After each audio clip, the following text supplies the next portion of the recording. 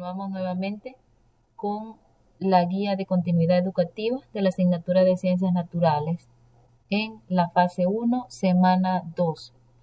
En la semana anterior observábamos lo que era la unidad número 1 y en este caso vamos a continuar con el siguiente contenido que corresponde al Sistema Internacional de Unidades, donde hay ciertas evaluaciones sugeridas que al final se deben de realizar después de observar lo que es la clase. El día de hoy, ¿verdad? Vamos a ver lo que es el Sistema Internacional de Unidades, pero antes de saber eso tenemos que detenernos en un momento y tenemos que saber, ¿verdad?, qué son las magnitudes físicas.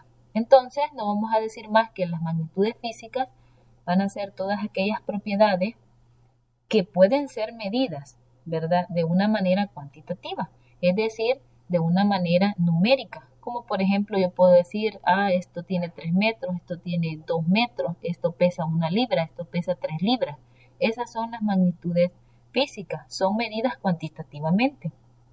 Hay otros patrones, ¿verdad?, que no son medidas de forma cuantitativa, ¿verdad?, sino que son medidas de forma cualitativa. Entonces, esas son lo que son las magnitudes físicas. Las magnitudes también se pueden clasificar en dos tipos. Una de ellas son las magnitudes fundamentales, que son independientes, es decir, son por sí solas. Ya vamos a saber qué es la longitud, a lo largo, qué es la masa y qué es el tiempo. Eso es algo fundamental.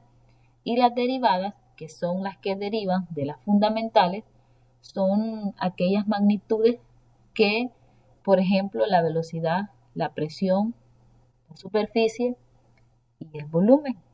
Estas magnitudes derivadas, la palabra lo dice, derivan de lo que son las magnitudes fundamentales. Entonces, al tener el conocimiento de que las magnitudes físicas son todas aquellas propiedades que pueden ser medidas a través de las magnitudes fundamentales o las magnitudes derivadas, debemos que tenemos un sistema internacional de medidas conocido por sus siglas como SI, ¿verdad?, donde a lo largo de la historia muchos científicos han elaborado diferentes sistemas internacionales de medida para que sea universal, para que las medidas sean a nivel mundial.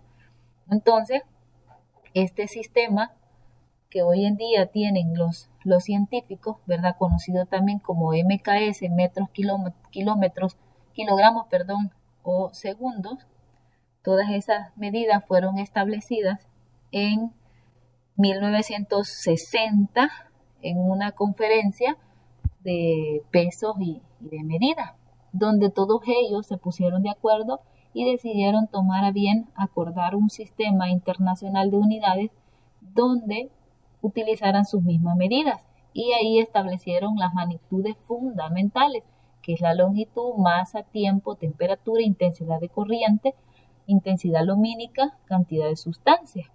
Entonces, con su respectiva unidad y sus respectivos símbolos. Cabe recalcar que los símbolos se escriben en letras minúsculas únicamente cuando se originan de un nombre propio, es decir, cuando van de un nombre de alguna persona. Entonces, este sistema internacional de unidades, como utiliza ciertos instrumentos para poder realizar las medidas, debe de cumplir ciertos patrones o ciertas condiciones importantes para que el instrumento no nos vaya a dar errores en las medidas, ya sea errores de fábrica o errores de manipulación.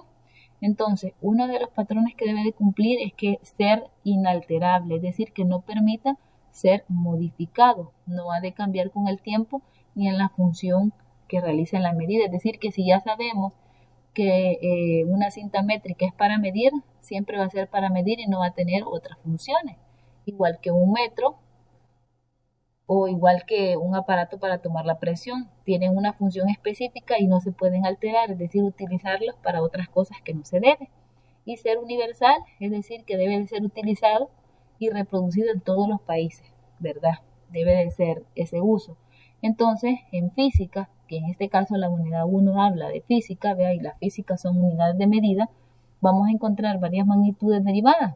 Entonces, las magnitudes derivadas también podemos mencionar las siguientes: la fuerza, la presión, la energía, la frecuencia. Y todas esas son magnitudes establecidas para poder ser utilizadas en el área de ciencias, en el ámbito de física, y tienen sus respectivas abreviaturas. Más adelante veremos cómo se utilizan. Entonces, las medidas o los instrumentos de medición no van a ser más que comparaciones, unos conteos cuantitativos, es decir, numéricos, ¿verdad?, de las magnitudes físicas donde se utilizan para medir. Las medidas no son aplicables a las propiedades cualitativas, como por ejemplo, ¿verdad?, cuánto mide mi color del cabello. No se puede medir. Puedo medir el largo de mi cabello, pero no, ¿verdad?, el color. Entonces, por eso son propiedades cuantitativas, no cualitativas. Entonces, al medir una magnitud, necesitamos establecer una unidad de referencia o un patrón. Es decir, voy a medir en metros, voy a medir en kilogramos, o voy a calcular una longitud, o voy a calcular una onza o una libra. Ese es un patrón establecido que ya se tiene.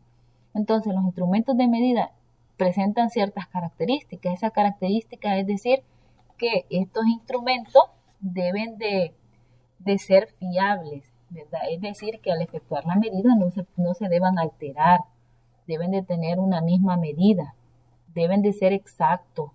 Es decir, que el resultado de esa medida debe de ser un valor congruente, no de un error, ¿verdad? No de alteraciones, sino exacto, preciso.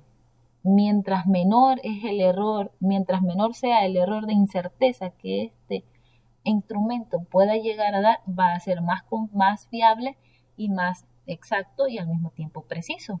Entonces, sensible o sensibilidad es un instrumento que mientras más pequeñas son las variaciones en las magnitudes de medidas. Si ustedes se fijan, cuando se miden, por ejemplo, los quintales de maíz, las pesas varían y otros hasta pues restan una libra por el peso del saco o de la bolsa. Entonces eso es la sensibilidad, ¿verdad?, de lo que es el sistema o del instrumento de medición, las conversiones de las unidades. Entonces sabemos que es importante aprender a convertir unidades, ¿verdad?, convertir magnitudes que se vienen a expresar. Por ejemplo, si nosotros compramos queso en la tienda, ¿verdad?, y nosotros pedimos 4 onzas de libra o una libra, ahora nosotros tenemos que saber cuántas onzas hay en una libra o en una libra y media. Entonces, por eso es importante el sistema internacional de unidades. Otro ejemplo dice expresar por medio del sistema internacional la rapidez de 25 kilómetros por hora. ¿Cómo yo los puedo convertir de kilómetros a metros? Entonces, la solución, ¿verdad?, ahí da un ejemplo. Otro ejemplo dice: María y Juana discuten sobre quién es más alta. María mide 1,43 y Juana mide 4 pies. ¿Quién es más alta? ¿Vea? Entonces, en las soluciones respectivas, hay que ver, comparar primero a que tengan las mismas unidades y transformar los metros a pies o los pies a metros para poder determinar las unidades y quién es más alta y quién no. Entonces, al final vamos a encontrar una prueba, ¿verdad? Estas preguntas las responden y las ubican en su cuaderno en base a la clase anterior. Son 5 interrogantes a las cuales ustedes tienen que darle respuesta. Y luego tenemos la tarea de la semana. Escribe en la siguiente tabla 4 ejemplos de las magnitudes fundamentales. Las magnitudes fundamentales las vimos anteriormente, ¿verdad? Entonces ustedes van a ubicar 4 magnitudes fundamentales y 4 magnitudes derivadas, que también las vimos anteriormente. Luego van a resolver los siguientes ejercicios. Van a expresar cómo se expresa 67.0 kilómetros por hora en metros por segundo. 20 libras las van a convertir a kilogramos y 25 millas las van a convertir a kilogramos también. Luego 38.0 metros por segundo los van a convertir a kilómetros por hora y 38 metros al cuadrado lo van a convertir a centímetros cuadrados.